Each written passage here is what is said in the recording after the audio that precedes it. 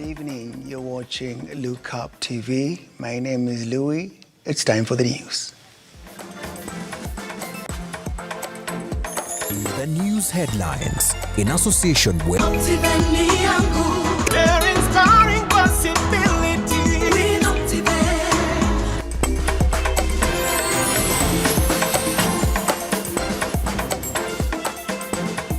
The CBC is not being repealed. Tonight on Look Up News, Deputy President Rigathi Gachagua affirms that CBC is here to stay. DPP drops graft charges against Aisha Juma and Samburu governor. They are suddenly declared clean. And the search goes on as interviews carry on. We are looking for new permanent secretaries.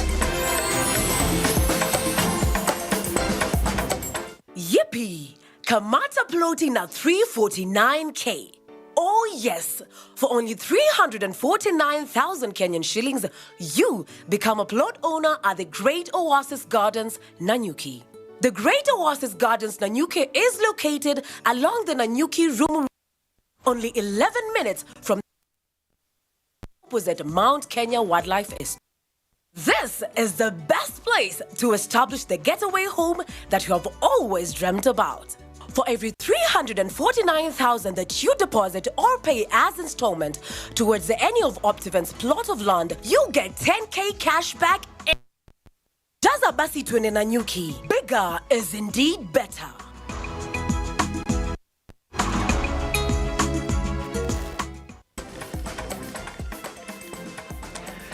Deputy President Rigathi Gachagua has once again come out boldly to assure the nation that the Kenya Kwanza government, under the leadership of President William Ruto, has no intention of doing away with the current competence-based curriculum.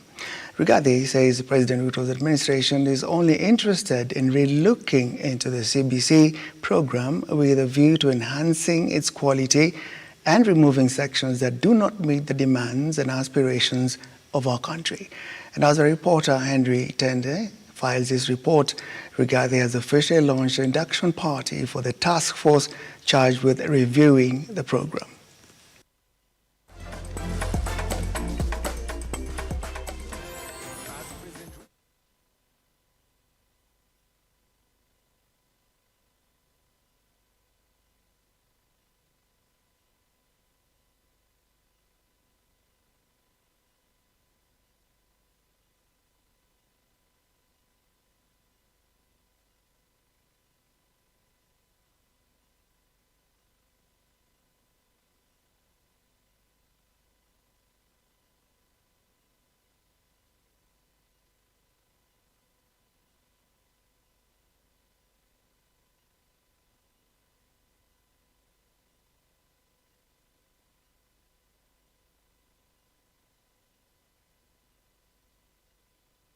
This good team is doing is to look at it, get the views of stakeholders and the people of Kenya to keep and improve what is good and to address challenges of where there could be weaknesses. The 3-day induction will usher in a 6-month experts review of the CBC program.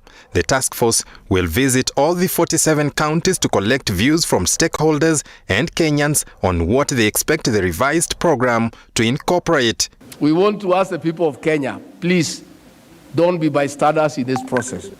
Don't wait for the recommendations to be critics. It is time for now. If you have something that you think can help our educational sector, if you have anything you think put in the recommendations as our reform process to have a better education system for our children, it is a time for you to come out and say so. Gachagua urging all interested parties to turn out in large numbers to engage with the experts. I believe that one of your most urgent tasks is to send a strong signal that your operations and practices shall demonstrate inclusivity, public participation, stakeholder engagement by endeavoring to listen to every voice and, wherever possible, enlist necessary assistance to ensure that your objectives are realized. I also want to thank His Excellency the President for having pronounced himself that it is better to focus on the child. And my first charge to the members of the committee is that for whatever decisions that you are going to make, the constant shall be the child. In the same breath, the Education Cabinet Secretary George Magoha has noted with concern the speed with which the universities are coming up in the country. The CS says this has financially crippled the funding of the higher learning institutions. Why are we having 3-4 universities in a township? And then you make it worse by creating other branches in other townships. And everybody is quiet because it is not politically correct. I think His Excellency President William Samoei Ruto has given you the opportunity as the technocrats to pronounce yourself on this matter. I want to see whether you are bold enough, because the universities are dying because they are underfunded and they are thoroughly fragmented. Once the task force is complete with its work, it will forward its recommendations to President William Ruto that will inform the next course of action in respect to CBC curriculum. Henry Tende, Look Up TV. The Director of Public Prosecutions, Nuruddin Haji, has withdrawn graft cases for former Samburu Governor Moses Lenol Kulal, CS nominee for Public Service and Gender Aisha Jumwa, and former Kenya Power Managing Director Ben Chumo, who have been facing major corruption cases. The embattled former Samburu Governor Moses Lenol Kulal is a man off the hook after the Director of Public Prosecution Nuruddin Haji withdrew his 80 million fraud charges against him. This move will see Lenol Kulal, who has been battling court cases on graft-related cases. Lenol Kulal lead counsel Nelson Harvey had petitioned the ODPP with prayers seeking to quash Lenol Kulal's case in its entirety. In a rejoinder, the anti-corruption magistrate Thomas Nzioki has since directed the ODPP to file a formal application for seeking to terminate the embattled governor's case. Yet on another shocker, the DPP has also withdrawn graft charges against Aisha Jumwa. Jumwa, who is the CS nominee in the Ministry of Public Service, Gender and Affirmative Action, has been facing myriad of charges, including allegedly embezzling 19 million shillings, which was meant for Malindi Constituency County Development Fund. Also off the hook is the former Kenya Power Managing Director Ben Chumo. DPP's supporting affidavit to the court is that Chumo's case has no evidence. Chumo was charged alongside his successor for abuse of office and supplying faulty transformers worth 400 million shillings. The big question now remains, how come they're suddenly declared clean? Grace Mureithi, Look Up TV. Interviews to fill the advertised positions of principal secretaries in the public service have begun. Notably present today were Mary Chebukati, spouse to IEBC Chair Wafula Chebukati, and former nominated Member of Parliament David Sankok. Public Service Commission offices in Nairobi were full of bee activities as technocrats, politicians and security operatives, among others, showed up for the principal secretary job interview. Well, once you get in, you are ushered into the first floor, into the waiting room, where there are quite a number of refreshments to make you relax. And then your documents, original documents are received, then taken for verification. Before you go, you are ushered in for the interview. Among the politicians who appeared for the interview includes former nominated MP David Sankok, whom dismissed allegation that Ruto's allies who are hardened to the list will be prioritized in the job offer. Sankok stating that the process is fair. Let us not lie, why should we have a process like this one that costs Kenyan taxpayers if it was a formality? I told you, and I will still insist, that PSC is a professional and independent institution that have carried out interviews, and the best man or woman will emerge from these interviews. And whether you supported Kenya Kwanza or supported the other political outfit. I don't know if Professor Wajako also applied or his people also applied. I'm sure any Kenyan, successful Kenyan, will be picked for the position. Sankok also defended politicians eyeing for the positions, stating that they are equal to the task.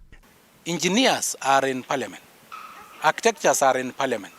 Lawyers are in parliament. Doctors are in parliament. So what are you telling me transition? Transition how? You should have been asking me, how did an engineer, civil engineer, transition to become a politician? Because the reverse is also true, that they can, if they can transition from being lawyers to being members of parliament, then they can transition from being members of parliament to being professionals. The process is expected to go on for a period of 10 days, where only 50 candidates among 585 will be absolved, after which their names will be forwarded to the President William Ruto for appointment. Shadrack Kareria, Look Up TV.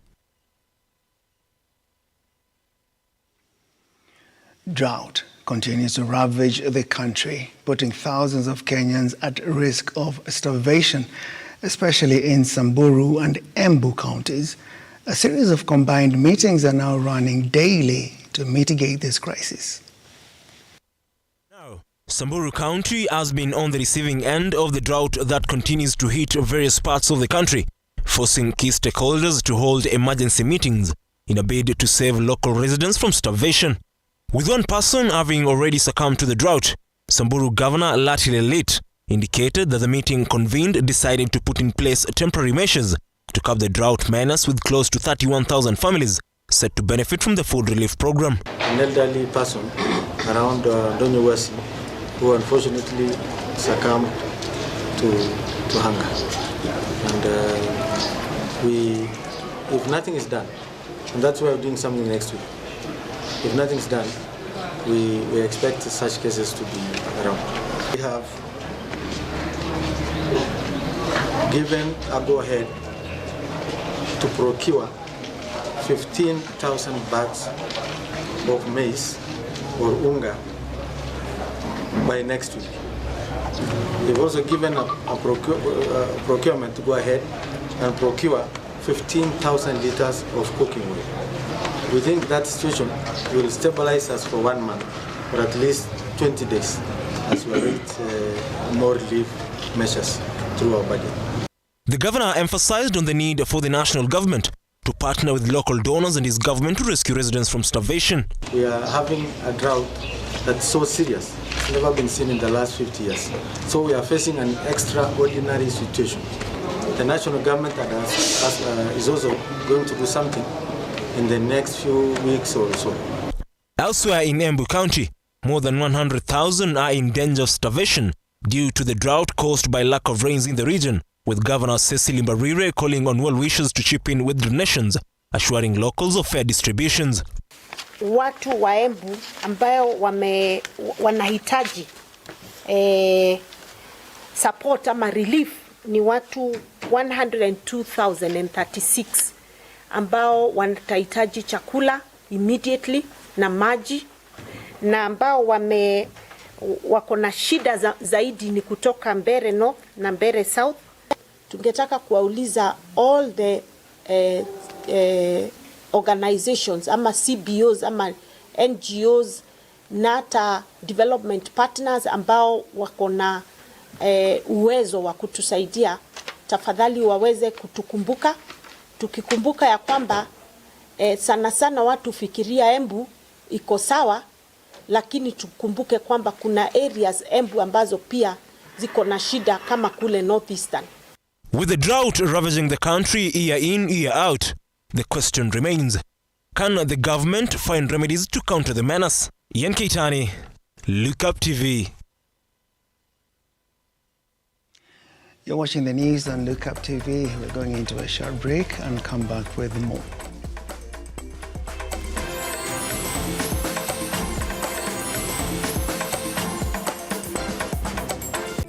Is focused on being the leading technical and vocational training institute in the region. Our team possesses in-depth knowledge and extensive experience in the industry, offering thorough training in cosmetology, hairdressing, interior design, creative arts, training of trainers, nail technology, and fashion design. With branches in Nairobi, Thika, Meru, Eldoret, and now in Mombasa, our courses ensure that learners are completely equipped with knowledge, competency, and employability skills. Enroll today to be a part of a center of excellence. Yippee! Kamata floating at 349K. Oh yes, for only 349,000 Kenyan shillings, you become a plot owner at the Great Oasis Gardens, Nanyuki. The Great Oasis Gardens, Nanyuki is located along the Nanyuki City Mall and right opposite Mount Kenya Wildlife Estate. This is the best place to establish the getaway home that you have always dreamt about. For every 349,000 that you deposit or pay as installment towards any of Optiven's plot of land, you get 10K cash back instantly. Jaza basi twende Nanyuki. Bigger is indeed better.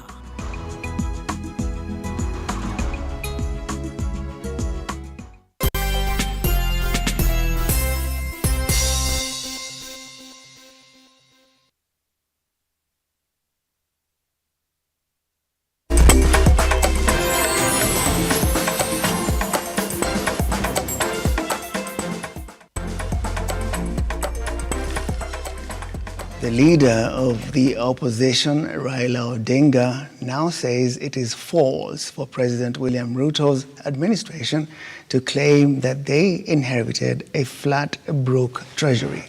Speaking in Mathare slums in Nairobi County, where he interacted with residents, Odinga accused the government of selling fertilizer to Kenyans, yet it was donated to Kenya free by the Russian government. Kime kidogo. Wanasema tuliingia katika hazina ya serikali ukapata kama hakuna pesa. Wamepata milioni 93 peke yake. Ati serikali iko bankrupt.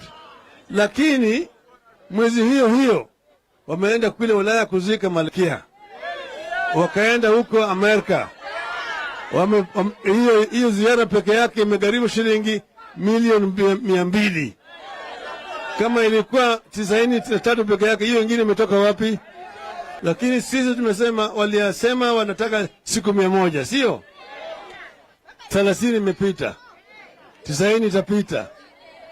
Hiyo nyingine itafika siku 100, sio? Tunasubiri, sio? Baada siku 100 tutaanza kuuliza hao swali. Baba iko. Sasa umeona walisema walisema ati bei ya mbolea itashuka kutoka shilingi 6,000 hadi 2,500. Juzi wamepewa mbolea bora na serikali ya Urusi. Alafu wanaenda unasema sasa hiyo mbolea wanauza shilingi 3,500. Pesa mbolea wamepewa bure, wanauza 3,500 kila gunia kwa wakulima. Ya watu wamenika kweli? Simultaneously, Deputy President Rigathi Gachagua has taken yet another swipe at the government that was led by President Uhuru Kenyatta, saying some of the stakeholders in the education sector, such as the teachers, were used in campaigns, an element we wish not to continue anymore.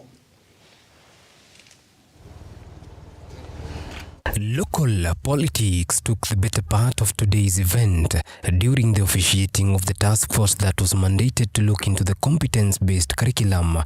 Gachagua did not spare the Uhuru. I agree we may be similar in many instances in talking our minds. The only difference is that the government you served, you could not talk openly without reprieve. The one I serve is an open government. You say what you must say, and you say the truth as it is. The abrasive DP called on teachers whom he claimed campaigned for the Azimio, urging them to stay away from local politics. The government of President William Ruto has no intention whatsoever to invite you to help us in our politics. We have no such intention. And I want to say, we are aware there are teachers in Kirinyaga and elsewhere who were punished when they refused to sell Project Azimio. That issue will be addressed. Those teachers must be given back their dignity because it is wrong. Gachagua has also promised to maintain the paramount respect between the administration and the teachers, as he recalled the tough times that the Kenyatta University Vice Chancellor Mr. Wainaina went through a few months ago due to his stand. I want to assure you that you shall get your respect from the President and I and our team. Never will it happen in this country under our leadership when we go to an institution and dress down a teacher or a lecturer in front of students and pupils, as happened to Professor Wainaina in Kenyatta University. It will never happen. The DP also recalled his inaugural speech at the Kasarani, a speech that left many in shock since he condemned Uhuru's regime in front of dignitaries, still insisting that they had inherited a broke government. I said during Inauguration Day, and some Kenyans had an issue that I'm too truthful, and I should not be truthful when they are visitors. We have inherited a dilapidated economy, and we have work to do to turn around the economy of this country. Gachagua has reiterated that their aim is to leave office in safe hands, as the late President Mwai Kibaki did. So don't give up. All is not lost, despite the fact that we have a difficult situation. We are working on it, and everybody is coming along, and in the fullness of time, we will turn around the economy of this country. First and foremost, in the first 2 years, God willing, to return Kenya where President Mwai Kibaki left us. Kariuki Nduati, Look Up TV, Nairobi. The rough and tumble is definitely on, and now we can see a clear opposition and a clear government in place. Let's now take a look at Mathare slums, located on the outskirts of Nairobi. This is home to about 200,000 people. They live in shacks, makeshift dwellings, and face multiple challenges, including lack of clean water. Most of them are unemployed, and most of them get inadequate health services. Education stands out as one of the biggest challenges in the slums. Sami Adika takes a look on the efforts of education stakeholders within the slum to ensure children get access to education no matter what exists in the unconducive environment. In many other countries, slums are being controlled by criminal gangs. However, schools like Bricklayers Academy, located in the epicenter of Mathare slums, are determined to change the narrative. Na sasa tukaanzisha shule tukiwa na shepherd approach ili tuweze mbali na kuwafundisha neno la Mungu, pia tunaweza kuwafundisha ili wapate elimu ya kawaida, lakini pia wawe wameelimika kwa mambo yanayohusiana na Mungu, ili hata wajaposoma wasiwe watu ambao wamepotoka. An acute shortage of proper schools and conducive learning environment is overwhelming for both teachers and pupils. Ukiangalia kama rooms zetu are not children friendly, child friendly. Ukiangalia vile classes ziko, the space is not enough. Alafu pia au well wishes wakiingia, kama kuna mwenye anaweza kuwa na roho ya kutusaidia, wanaweza tusaidia kununua another space ili to expand nini classes. Ile kitu tunapewa walimu wenye wako, siwezi sema ni it's not salary, it's just a token of appreciation. Mr. Richard Dolare says the school's population, which stands at more than 350 pupils for the past 24 years, face many environmental, social and economic hardships. We actually are people that were now bent on bettering the lives and bringing people out of the quagmire, out of that kind of scenario where they are like hopeless, where they get into self-pity, and sometimes they make a pity party, feeling rejected, disenchanted, and some people are disgruntled by life. They feel they cannot continue. Karen Adina, a class 8 pupil in Bricklayers Academy, is a beneficiary of the many private schools cropping within Mathare slum. I have come to this school when I am standard 7, term 2. I came here that I didn't know how to write well, but Mr. Richard helped me how to write well. Now I know how to write to read many things. I thank God so that can bless him for everything he have done for me. Thank you. For 24 years, Mr. Richard Olare still hopes to better the quality of education within Mathare slums from charity help groups. So when well-wishers come in and we are able to get the academic infrastructure in place and our physical infrastructure in place to be able to get like the textbooks, the instructional materials, it will be so easy to be able to focus on a child, because our main focus is always on a child, and that now actually brings all these children to school. We meet Kim Agufa, a change agent who is married to a son of Mathare. Motivated by who the husband has become, Kim is driven to bring back the fading light through education. Okay, in the Netherlands, yearly I hosted children from Mathare. They went to a trip to Norway. It was a football team. And in the Netherlands, 1 week we did activities with them. I was a host family. So that's how I came in contact with children from slums area here, Mathare. That was with one boy I had in my house. The connection was very strong, and through him I felt like, okay, I want to be there. I need to go there and to experience his life. He was that time 14 years old and he'd never been to school. So we came in contact with him. We got to learn the family, the situation.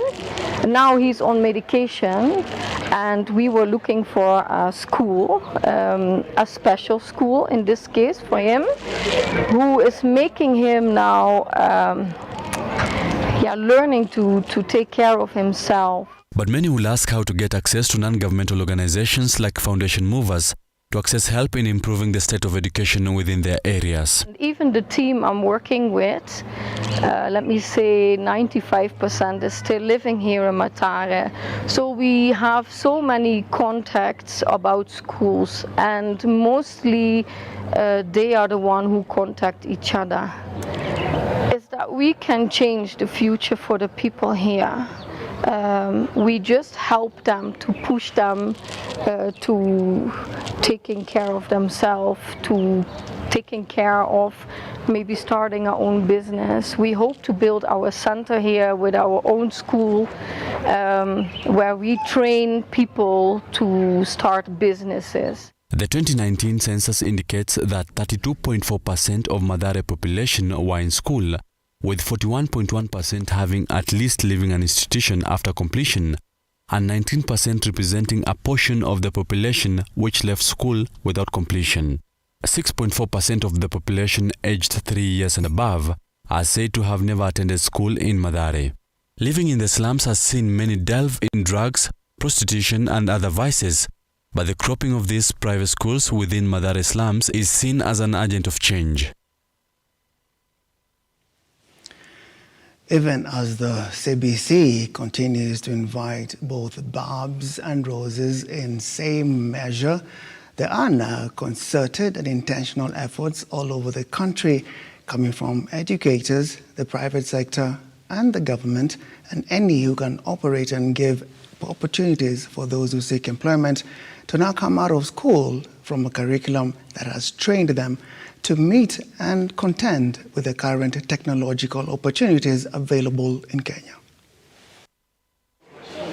Education stakeholders led by South Korea Professor Kim Duk held a 5-day conference aimed at making education sustainable to tertiary students. The shareholders sought merging of curriculums between firms and higher learning institutions in a bid to equip learners with needed skills in the job market, reducing unemployment among graduates. The Tibet institutions can find the real demands of the company, real competency of the workers of the companies, okay? And then by using this job analysis result, they can develop their own training curriculum. By using this training curriculum, the training institutions can teach the trainees real competency of the workers in industries. To improve access of women and young people or youths to the TVET institutions, and also to improve the effectiveness of the TVET sector in Kenya. Meanwhile, as the world commemorates International Disaster Day, Kakamega Governor Fernandes Baraza assured to focus on curbing effects of climate change in Kakamega and the country at large. Baraza insisted on the need for the government and social organizations to work in fighting various disasters.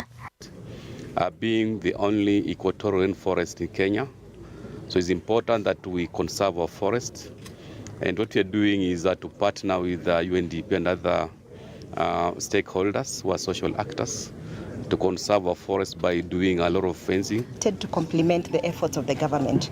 So everything that the governor has said, Kenya Red Cross is coming in to work together, looking at what are the priorities of the government, and then we support. Lastly, in a Kakamega held workshop aimed at sensitizing people with disabilities on effects of drug abuse, Kenya Tobacco Control Alliance Chairman Joel Gitali called out the high intake of drugs that has led to a rise in mental issues among Kenyans. Warning violators of the smoking law, Gitali called upon cooperation between the government and various stakeholders on educating the public on dangers of drug abuse. Tunagusia yale mengine ikiwa ni matumizi ya dawa za kulevya pamoja na pombe. Ni vitu ambavyo mara nyingi tunasahau ya kwamba kuna wenzetu ambao tunapozungumza hawasikii. Kwa hivyo tunawafikia ili nao pia wapate kusikia. Mutheunda Lana, Look Up TV.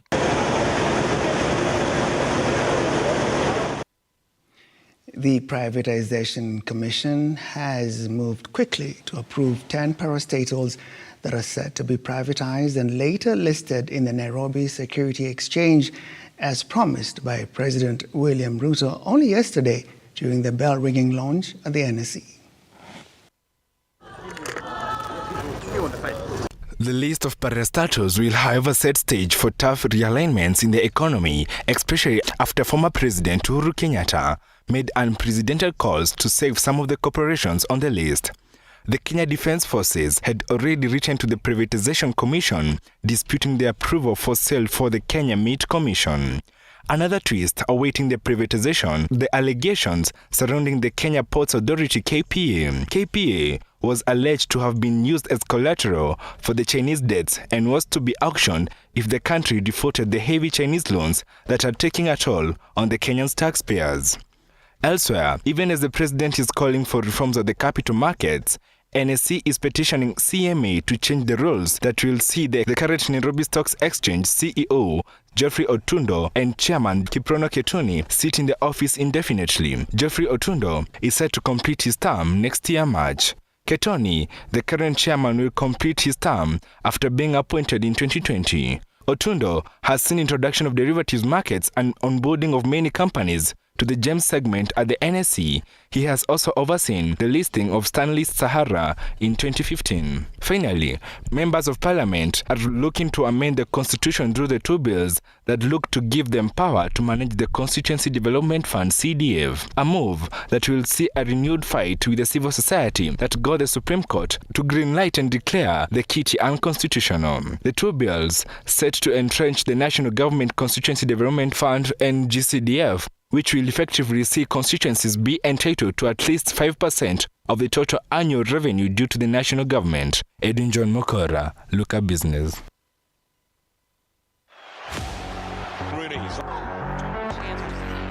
Fights through the streets of Central Park in New York.